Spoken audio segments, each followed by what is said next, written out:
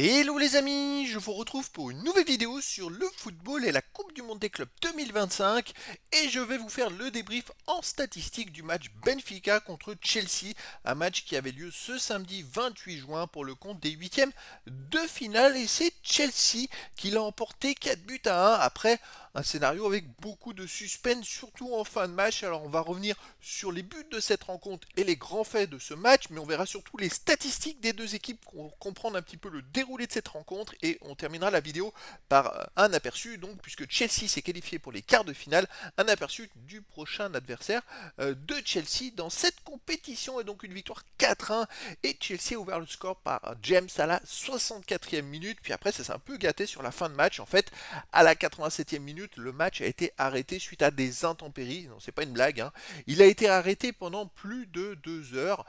c'est environ 2 heures, enfin j'ai pas les horaires exacts, et pour reprendre très tardivement et reprendre juste pour quelques minutes. Et il a repris le match et tout de suite pour Benfica il y a eu un expulsé à la 92e par Bresciani. Mais sur la même action, en fait, il y avait un joueur de Chelsea qui a fait main, il y a eu la VAR, bref, il y a eu penalty pour Benfica et c'est Di Maria qui a encore marqué un but, les amis, tout simplement dans les arrêts de jeu et encore sur penalty. Je rappelle que depuis la compétition, c'est le meilleur marqueur sur penalty et je crois que c'était le meilleur marqueur avant ses huitièmes de finale et ex aequo, hein, mais il a marqué quand même 4 buts sur penalty dans cette compétition et 4 fois dans les arrêts de jeu, soit de la première, soit de la deuxième mi-temps, ce qui est quand même assez exceptionnel. Moi, j'ai jamais vu des stats pareils, hein, parce que en 4 matchs joués, c'est-à-dire que sur 8 périodes d'arrêt de jeu, il en a quand même mis 4 de buts sur penalty. Et donc, il égalise et ça va en prolongation, mais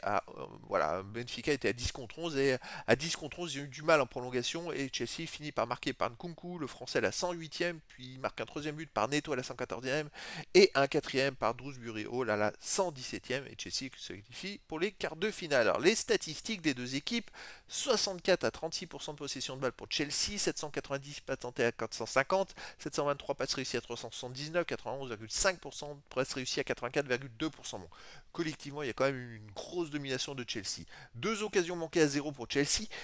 46 ballons touchés dans la surface adverse à 15 pour Chelsea, 2,68 expected goals, les buts attendus à 1,2 pour Chelsea. Bon, voilà, la victoire est peut-être sévère 4-1, mais la victoire est méritée. 22 tirs à 8 pour Chelsea, 12 tirs cadrés à 5 pour Chelsea, 4 tirs bloqués à 2 pour Chelsea, aucun poteau. Voilà, Chelsea a quand même été très performant et c'est plus que logique qu'ils aient fini par marquer des buts. Ça aurait été un petit peu un hold-up si dans l'autre sens, Benfica s'était qualifié avec des statistiques avec un tel écart.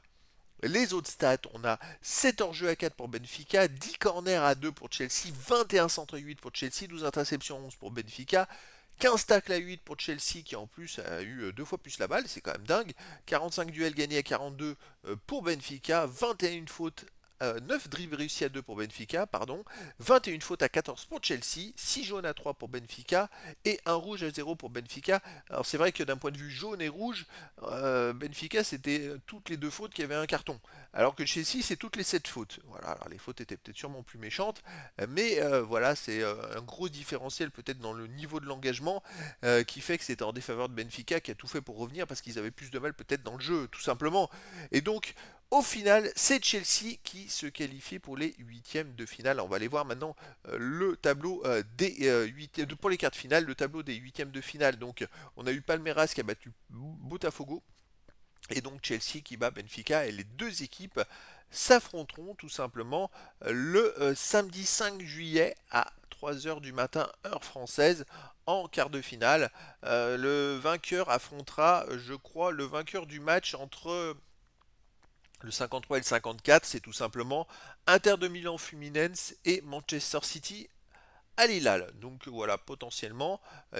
Chelsea pourrait affronter l'Inter de Milan ou Manchester City ou Fluminense ou Al Hilal tout simplement, a priori selon le calendrier